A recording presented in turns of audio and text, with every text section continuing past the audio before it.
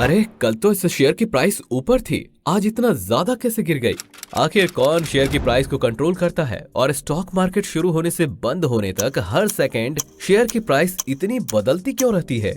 Stock market में trading या investing शुरू कर रहे हर इंसान के दिमाग में कभी ना कभी ऐसे सवाल तो जरूर आते हैं और इस वीडियो में हम यही समझने की कोशिश करेंगे कि आखिर स्टॉक मार्केट में प्राइस किस कारण से ऊपर नीचे होती है। तो पूरा वीडियो जरूर देखिएगा।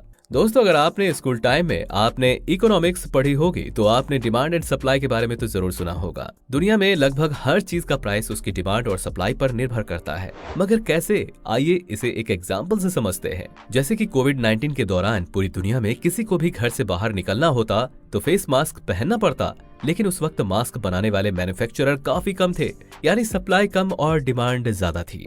इसी वजह से 10 रुपए में बिकने वाले मास्क की प्राइस 50 रुपए तक पहुंच गई थी, लेकिन फिर भी लोगों को जरूरी मात्रा में मास्क नहीं मिल पा रहे थे।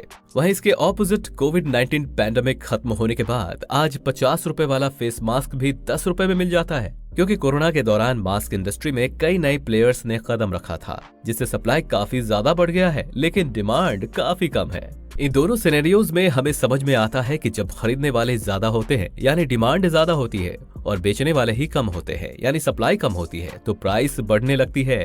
ठीक वैसे ही जब बेचने वाले ज्यादा होते हैं यानी सप्लाई ज्यादा होती है और खरीदने वाले कम होते हैं यानी डिमांड कम होती है तो प्राइस गिरने लगती है। और डिमांड एंड सप्लाई का ये रूल हर जगह फॉलो होता है, फिर चाहे वो शेयर प्राइस हो, फल सब्जियों की कीमत हो या फिर रियल एस्टेट प्राइस हो। जब शेयर बेचने वाले लोग ज्यादा होते हैं और शेयर खरीदने वाले कम होते हैं तो शेयर बेचने वाले लोग अपने शेयर कम प्राइस पर बेचने के लिए भी तैयार हो जाते हैं, जिससे उस शेयर की प्राइस कम होती है।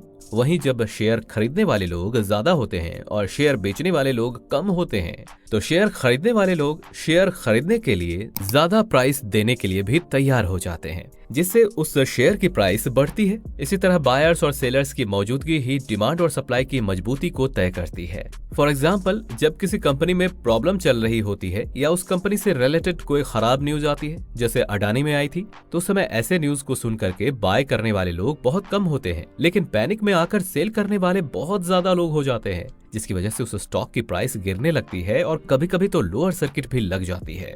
तो प्राइस चेंज होने के कारण सप्लाई और डिमांड पर असर होता है। डिमांड बदलने के पीछे कई कारण हो सकते हैं। इन्वेस्टर्स कंपनी के फंडामेंटल देखकर शेयर खरीदते या बेचते हैं। ट्रेडर्स शेयर का प्राइस चार्ट देखकर उसे खरीदते बेचते हैं। कोई न्यूज के बेसिस पर शेयर खरीदते हैं तो कोई बस अपनी लक आजमाने के चक्कर में किसी भी शेयर को खरीदते बेचते हैं। तो इस तरह से शेयर की सप्लाई डिमांड बदलने के पीछे कई कारण हो सकते हैं। स्टॉक मार्केट में कंटिन्यू असली शेयर खरीदने और बेचने वाले अवेलेबल होते हैं।